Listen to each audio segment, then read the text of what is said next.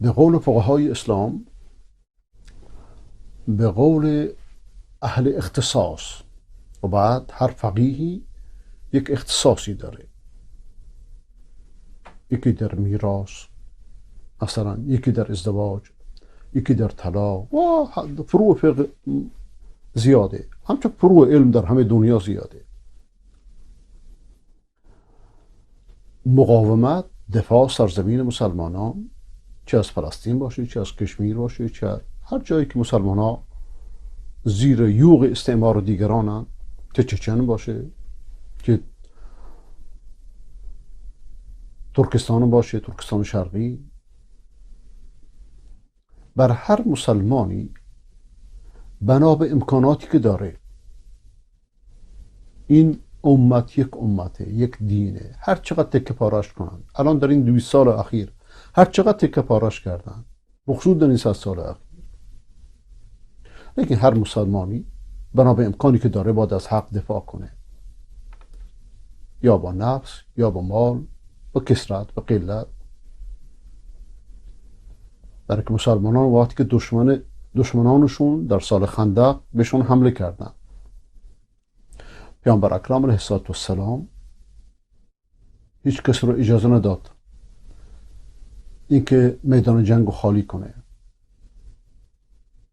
دفاع از فلسطین و از بقیه سرزمین، این اهل قول فقهای اسلامیه، قول احناف و شافعی و حنبلی رو دیروز براتون نقل کردم، اقوال مفتابهیشون، نه اینکه هر کسی جیب خودش نظری بده و بعدم فلسطین رو تاراج کنه بنا میل سیاسی و بنا بازی های سیاسی. عالم همچین بازی سیاسی رو حق نداره، بلکه دین رو ملوث میکنه. سیاستمدار هم حق نداره، که سیاستمداران قدرت دارن که میتونه جلوشون رو بگیره. و دفاع از فلسطین و همچنین از بقیه سرزمین هایی که از مسلمانان گرفته شده، دفاع از دینه، دفاع از حرمت هاست، دفاع از جان هاست، دفاع از وطنه، دفاع از امواله. فلسطین که از دست بره، این دولت سرطانی و این دولت آپارتاید و این دولت جانور و این دولت بچه کش و این دولت خونریز و این دولت نازیسم که یک عار بر بشریته بمونه، فردا مکه مدینه خواهند رفت. لیکن جاده صاف کنشون کیه؟ روباه تهرانه یا روباهان ولایت رو. الان فرق نمیکنه که خامنه‌ای باشه یا کسی دیگه باشه. الان دیگه باور کردن این کارا خیلی ساده. اگه 30 سال پیش کسی فکر میکرد که بنده تندروم، الان همه چی مشخص شده. و دفاع از چنین چیزی در واقع دفع اشغالگره، دفع متعدیه، دفع معتدیه. حتی اگر مسلمانی بر مسلمانی حمله کرد، یه مسلمان، اطلاعات مثلا، اینا میگن مسلمانم، خب نمیدونم، هر کسی اومد به شما حمله کرد، میخواد خون تو بریزه، خدا نکرده میخواد به ارزت حمله کنه، همچنان که سربازان خبیث و متعزاده های خامنه ای این کارا رو کردند و میکنند، که لعنت خدا بر رهبرشون و بر رهروانشون باد. کسی که دنبال مالته، حتی اگه مسلمان باشه، مشرک هم نباشه، بر معتدی علیه، بر کسی که بهش حمله میشه، باید کسی که هجوم کرده از خودش دفاع کنه. حق داره به هر شکلی که بتونه اونو دور کنه.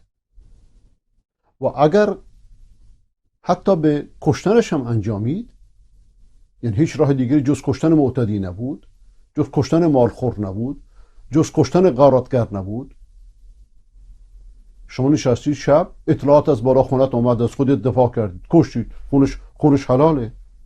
این ولی امر نیست. هر کی به شما بگه اینا ولی امر شرعی، اینا دجالند، دروغگوند یا جاهلند.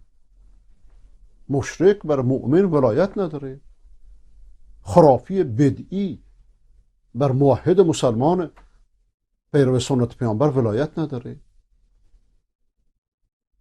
تازه مسلمانی موحدی اگه بر دیگری حمله کرد که مالشو بگیره، ارزشو بگیره، باید از خودش دفاع کنه و اگر راهی هم نبود جز کشتنش حق داره بکشدش.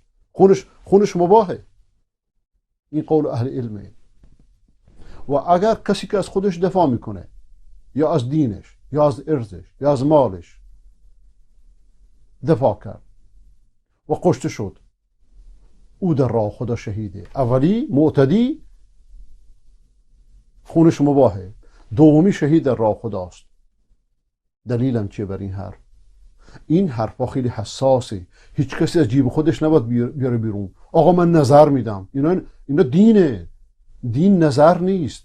دین قال الله و قال الرسوله. دین میدان سیاست بازی نیست. دلیلم در این مورد قول حبیب حق و سرور خلق تاجدار رسول: من قتل دون ماله فهو شهید و من قتل دون اهله فهو شهید او دون دمه او دون دینه فهو شهید. از این واضح تر هر کسی به خاطر دفاع از مالش کشته بشه شهیده. حتی مسلمان بهت حمله کرد.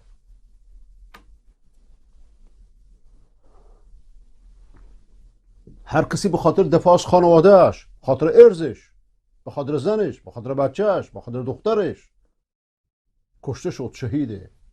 نه که زن و دختر و بچه های مردم کشته میشن آدم سکوت کنه که مصلحت در اینه، یا بره جلسات وحدت شرکت کنه. اینا سرباز بودن ابلیسه. او دون دمیهی، یا به خاطر خون خودش یا به خاطر دین خودش، در همه این راه ها کشته بشه شهیده. همه کسانی در فلسطین کشته میشن شهیدند. تا چه رسه به کسانی که در خونهاشون نشستن؟ اینا تروریستن؟ ما در دنیای زندگی میکنیم که چپه، مفاهیم چپه شده. مظلومان و جای ظالمان نشوندن با دروغ هاشون، با دجالگری هاشون، با بی بی سی هاشون، با فریبکاری هاشون، با میدیا هاشون. رسول اکرم صلی الله علیه و سلم میفرماید که یکی از علامت های قیامت، همچون که امام فریابی روایت میکنه، اینه که کارهای هر گروهی دست منافقان اون گروه باشه. وقتی یک تعدیگر مسلمان به شما حمله میکنه، پیامبر چون اجازه رو به شما میده. چطور وقتی این معتدی، این اشغالگر یک کافر باشه، یک صهیونیست باشه که بر دین، بر نفس، بر ارز، بر اموال 70 سال که تعدی کرده، منطقه رو با آتش کشیده، در چنین وقتی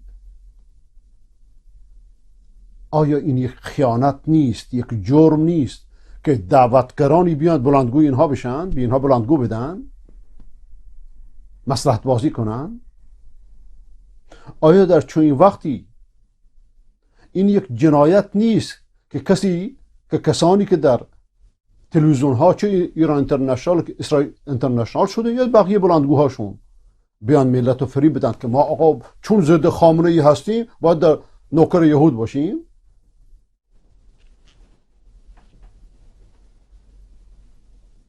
ولذا همه اهل فقه، همه فقها به اجماع علما، جهاد با اشغالگر، بلکه بنا به قانون زمین و آسمان، به قانون بشری و به قانون آسمانی، دفع اشغالگر، دفع معتدی، دفع کسی که حمله کرده، اگرچه خودشو مظلوم جلوه بده، از واجبترین واجباته. اون موقع میگیم بیایی فلسطین نصف کنی، شما خودتون حاضری مسجدتون رو با کسی نصف کنی؟ در شهرتون حاضر نیستید کسی دیگه اونجا بیاد بشینه که برخلاف شما، که موافق شما نباشه. اون موقع فلسطین از جیب خودتون میبخشید؟ میگوری؟ از خدا بترسید. اشتباهات بسیار بزرگتون اصلاح کنید.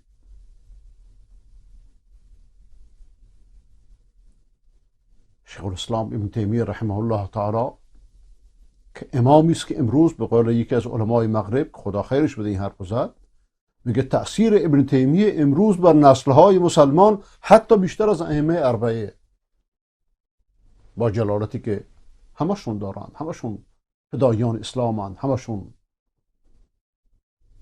خادمان اسلامند. شیخ الاسلام ابن تیمیه میفرماد که با خودش قهرمان این میدانه.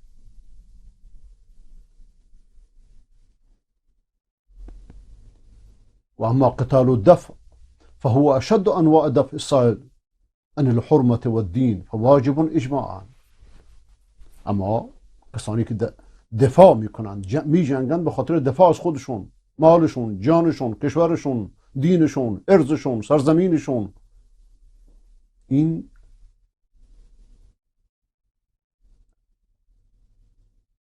از اوجب واجباته به اجماع فقهای مسلمان. دشمنی که تعدی کرده دین و دنیا را فاسد میکنه، هیچ چیزی بنا به قول ایشون، هیچ چیزی بعد از ایمان واجبتر از دفع اون نیست و هیچ شرطی هم نداره. یعنی شرط نداره یعنی چی؟ یعنی فرزند نیازی نداره که از پدرش اجازه بگیره، زن نیازی نداره که شوهرش اجازه بگیره. چون این قضیه حساسی رو از جیب خود ببخشیم، خاتم بخشی کنیم. خواهش میکنم در مسائل حساس وقتی کسی حرف میزنه اندکی مطالعه بکنه. هورا کشیدن مردم، کف زدن مردم چه بسا که انسان رو فریب بده. و آخر دعوانا الحمد لله رب العالمین و صلی الله علی سیدنا محمد و علی آله و صحبه اجمعین.